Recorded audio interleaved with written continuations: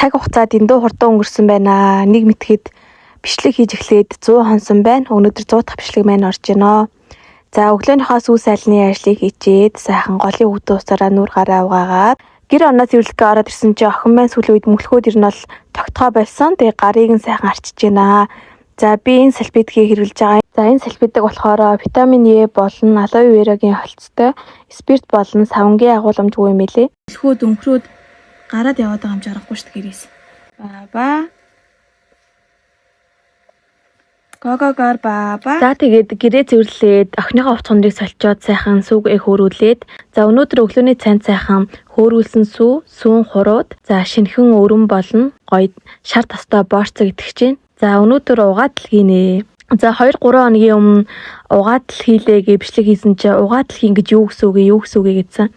Монгол хүн байж монгол хүнийхээ ярьж байгаа үгийг манайхан ч ойлгохоо болцсон юм шүү. За интернетээс хайгаад үзээрэй. Би бүр өөртөө эргэлцэл авлаа. Угаатал хийн гэдэг чинь яг нутгийн аялал болохоос угаалах хийн л гэсэн үг шүү дээ. За сайхан цагаа уучлаа. Одоо нэг жоохон ааруулаа хэлэх нэ.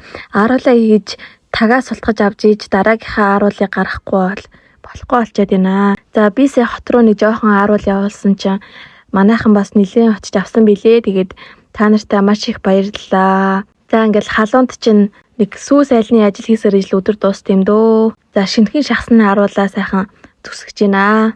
За бичлэгний арын байгаль бол зүгээр л зургийн фон шиг харагдаж байгаа биз. За энэ нэг 4 хил харуулыг гаргаж авахгүйч нартай бороотой ямар ч цаг нөхцөл үнийгээ сааж тоогоо халуун галын өмнө нэрж цагаан идэ хийж үйлдвэр хийж олон хүний хөдөлмөрөөр энэ идэ бүтдгийг та админ одоо харж байгаа ахаа. За 40 литр сүг 40 литр айраг болгоод 4 хил аруул гаргаад энэ хатан гут бүр багсна гэж боддоо. За ааруулаа зүсэж дуусан гутаа би гоё н үүрмэг үлдэгдлэр нь хөөрсөн сүү 9 чигтээ олж жогоод жохон гоё мэдмэр санагдаад идчихлээ. За өнөөдөр жингөө өдөржин наран цоон за угаатлаа хийж эхлэхдээ бэлэн боллоо. За би нэг юм шинэ бог захиалж авсан энийгээ туршиж үзэх гэж байна. Үнэхээр гоё хүүсэрдэг юм байна. Жохон хүүхдтэй болохоор тэгээл цаг тутам л угааж авахгүй бол хувц айгүйх бөөгнөрөхгүй дидэг. За тэгээ мэдээж бороотой үед бол хувц нилээн заваарна.